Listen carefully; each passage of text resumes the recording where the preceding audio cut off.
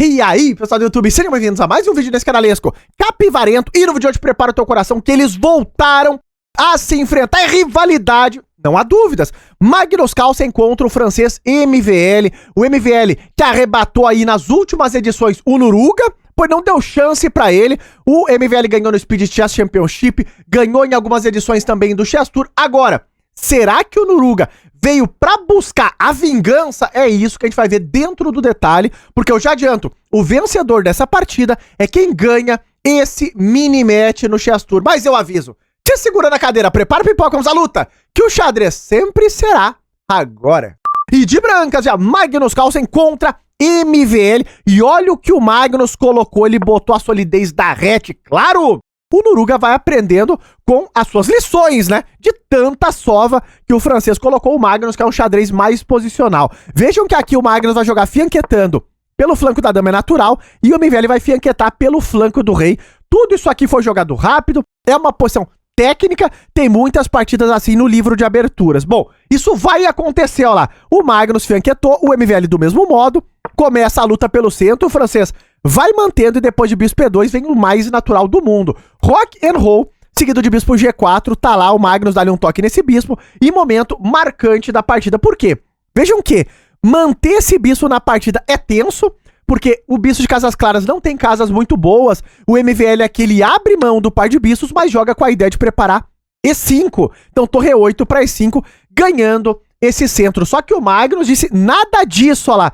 D4 controla o centro e a gente vai chegar no momento marcante dessa fase da abertura. Por quê? Para onde saem as peças? De momento, o MVL joga essa estrutura sólida, então com C6, D5 e E6, e agora o Magnus segue desenvolvendo, ela passa o cavalo para o jogo, e A5, onde o francês em algum momento, ele pode preparar a ideia do A4, claro, de momento ainda não é uma realidade, esse cavalo tem que sair daqui, e outra ideia que o MVL tem é passar o cavalo para 6, e de olho na casa de B4. Dama C2 conectando as torres foi jogado, é um lance natural. Cavalo A6 de olho na casa de B4. O Magnus centraliza as torres. O MVL também vai conectando as torres dele. Desenvolvimento natural de abertura. E agora A3 controlando a casa de B4. Um momento muito importante do jogo. Porque aqui o MVL joga de forma criativa. Vejam lá, ele joga torre de A.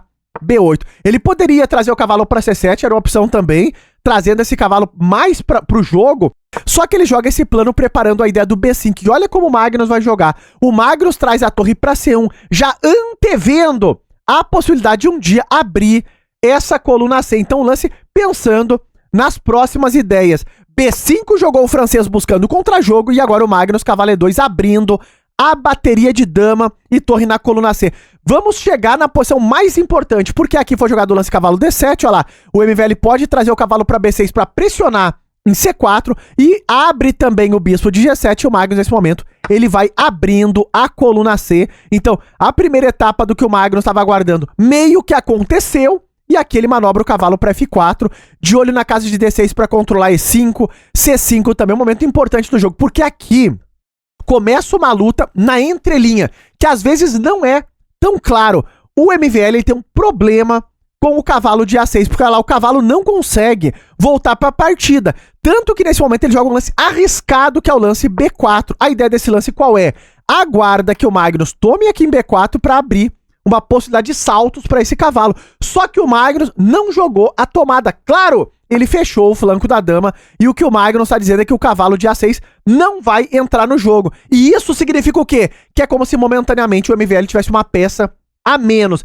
A luta estratégica vai ser travada em relação ao cavalo no canto. Olha o que acontece aqui. Cavalo B6 jogou o francês, ainda não tá tão clara a ideia, mas ele quer trazer a dama pro flanco da dama, já que o cavalo não tem opções de salto, e o cavalo de A6 também não. Dama E2 jogou o Magnus, dá-lhe um toque nesse cavalo, e o MVL, claro, ele abriu o contato da dama com o flanco da dama, ele segura tudo na ponta dos dedos francês, e cavalo D3 bloqueando um pouco mais do centro. Aqui, o MVL joga cavalo D7. Rafael Lorota, por que que o MVL não trouxe o cavalo para a partida? Tu falou que era o tema estratégico principal. Exato, mas é que esse lance, parece que o cavalo vai voltar pro jogo, mas não dá tempo. Olha que interessante. O Magnus aqui tem essa bomba, que é cavalo E5, porque ele ameaça duplo, o cavalo tá entrando, e pior, se tu tomar aqui, olha a sutileza que vai no detalhe, porque o cavalo ainda não tem casas pra voltar pro jogo, e se tu joga esse lance com a ideia de jogar cavalo em E8 e lutar pela coluna,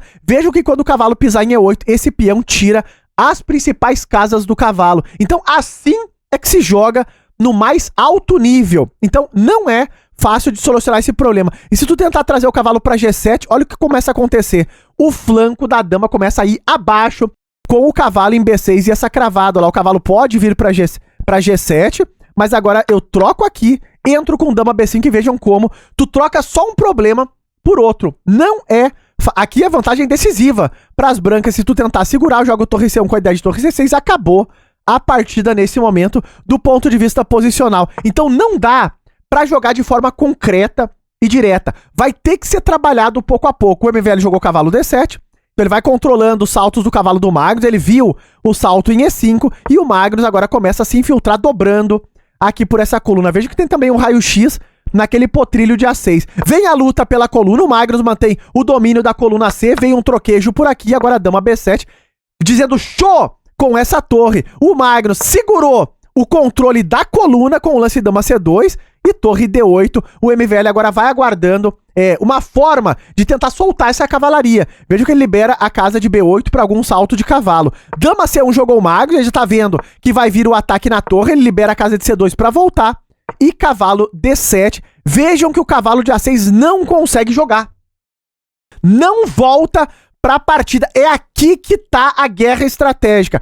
Bispo E2 jogou o Magnus de olho no cavalo que tá mal desde o início do jogo. E aqui o MVL joga Bispo F8. Rafael, qual a ideia? Tá aos gritos, aos gritos. O MVL quer jogar Bispo D6 e trazer o cavalo pro jogo. É o problema 1 e o problema 2 que o francês tenta solucionar. E o Magnus aqui percebe que essa é uma ideia chata e ele joga cavalo E5 de novo. O lance mais forte dessa posição que luta contra a ameaça de soltar o jogo das pretas. Por quê? Se tu tomar aqui, olha que interessante, o Magnus retoma e tira de novo, o peão tira a casa de D6 dessa possibilidade de libertar o cavalo de A6 das pretas. Bom, o MVL não vai deixar isso acontecer. Veja que ele jogou cavalo B8. Ele não deixa que tu domine a casa de D6 e o bispo vai vir pra cá. E aqui é um momento importante. Por quê?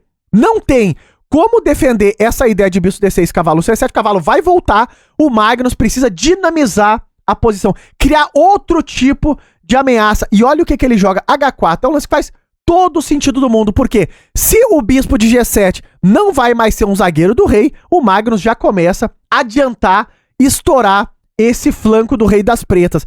Bispo D6 está jogado, agora o cavalo vai vir para C7 e o Magnus dinamizou completamente a posição. Olha o entendimento de xadrez, é coisa assustadora. Bom, nesse momento o MVL consegue de fato trazer o cavalo para a partida, só que agora o Magnus joga E4. Olha como ele preparou tudo para dinamizar. Ele sacrifica o peão central. É um lance que eu considero brilhante. A máquina vai dizer que é só um lance bom, mas isso aqui é uma ideia muito, muito fina e difícil de ser executada. Vejam que o MVL ele tomou em E5, a gente vai entender por quê. Rafael, primeiro, por que ele não tomou em E4? Qual a ideia do Magnus? Abrir a diagonal pra dama. Então ele avançou sacrificando o peão pra abrir a dama, olha lá. Porque agora vem dama G5, tem uma torre solta aqui na casa de D8, e se tu defende essa torre, agora tu entende a ideia toda do H5, H4, ele toma em G6 e depois da retomada ele sacrifica tudo, e aqui tu tá perdido de pretas, olha lá, porque o teu bispo não tá mais em G7. Por quê? Porque ele foi solucionar o problema do cavalo de A6. Então, tu meio que vai trocando um problema por outro. E se tu tomar aqui, é que tá perdido. Rei H8, tu leva D5, eu tô abrindo todo o ataque. Rei F8, vem dama F6, teu rei tá muito exposto, vulnerável. Bispo entrando, tudo vai abaixo. Então, E4 é um lance muito fino. Veio agora a troca aqui em E5, dá pra entender a ideia do MVL, porque ele tá vendo todo o tema do sacrifício do cavalo. Então ele elimina o potrilho, já que o cavalo de C7 já tá vindo pro jogo, o Magnus retomou, e depois de cavalo E8, o francês argumenta que solucionou o problema do cavalo no canto, mas o Magnus falou nada disso. Tu só trocou um problema por outro, olha lá. A torre tá ameaçada, e quando ele defende nesse momento essa torre com a posição super dinâmica, o Magnus consegue trocar, E agora ele toma em D5, a posição abriu demais. O par de bispos aqui é um terror terrível. Bispo B5 tá jogado de olho nesse cavalo. O cavalo ainda não consegue voltar direito pra partida. Cavalo C6 tá jogado, tentando ativar o cavalo de B8 e cortar a diagonal. E agora H6 tá lá. O Magnus vai criando temas de mate em cima do rei, porque o cavalo não tem casas pra saltar. E coisa terrível, não é? O cavalo não consegue voltar pro jogo, Magnus não deixa de jeito nenhum. E se cavalo C7 agora, tu vai levar mate com a ideia de dama F6, dama G7. Então dama E6 jogou agora o MVL pressionando um pouco mais esse peão no centro, que tá muito bem defendido, e o Magnus começa a incomodar os cavalos. Os cavalos não conseguem um dia de sossego, olha lá. Cavalo A7 jogou agora o MVL pra tomar aqui. E nesse momento, vocês devem estar se perguntando, mas Rafael, por que ele não tomou em E5? Porque aqui abre essa diagonal, um momento terrível, e tem várias linhas táticas. Por exemplo, eu posso tomar em E8, depois eu tomo em E5, e olha o H6 com várias funções. Tu vai levar mate, não vai ter como salvar. O Magnus aqui vai controlando com o xadrez posicional. O MVL, claro, ele viu um jogador tático, ele joga cavalo A7 pra quebrar o par de bispos, e aqui o Magnus joga dama C5 dizendo, tu pode tomar o bispo, mas eu crio um peão passado, e não vai ter como defender, ainda mais com os temas de mate, com peão em H6. Cavalo em C8 jogou o francês, ele tenta encontrar uma forma de trazer o cavalo pro jogo, o Magnus dá um respireto pro rei, e G5 tentando dinamizar. Vejam que o MVL vai dizendo que esse peão de H6 pode ser um problema no transcorrer do jogo, mas ele ainda não pode tomar, porque senão tá caindo o cavalo ali em E8, aquele drama da cavalaria. Dama E3 jogou o Magnus, dizendo que tá tudo solto, tudo caindo, e F6 o MVL, aqui entra o apuro do relógio, o MVL vai tentando dinamizar ainda mais essa posição, com 20 segundos o Magnus apuradíssimo no tempo, e agora o Magnus joga dama D4, e é um primeiro momento onde a gente vê nas imagens o MVL demonstrar uma preocupação. Então dá pra ver que o MVL fica um pouco preocupado depois de dama D4, porque os bispos estão cortando terrivelmente essa diagonal, e aqui ele joga cavalo C7, trazendo de novo uma liberdade pra esse potrinho. Rafael, lorota! Por que que o MVL não toma aqui? Porque depois de dama E3 aqui tá frito.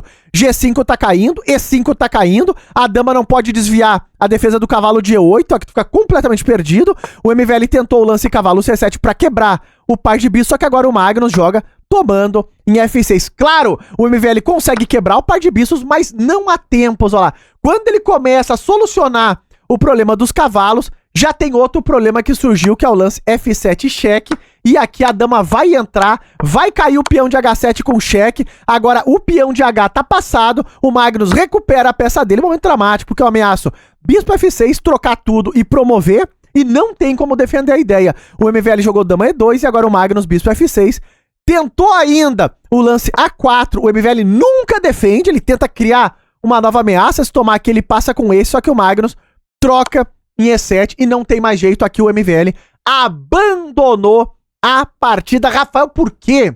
Por que abandonou? Porque esse peão vai ganhar o jogo, não há o que fazer, vejam lá. É forçada a troca das damas, depois de bispo por. Se tu jogar A3, eu vou promover muito antes, segurando a casa de promoção, e se tu tomar aqui, eu também vou promover. Não tem o que fazer, é fim de jogo. O Magnus ganha esse mini-match, mas de qualquer maneira o match foi terrível e foi até o Armagedon. O Magnus ganhou, mas não sem sair com alguma marca no lombilho norueguês dele. E tá no ar a precisão desta Prejo Noruga, mais uma vez jogando como uma máquina assustadora.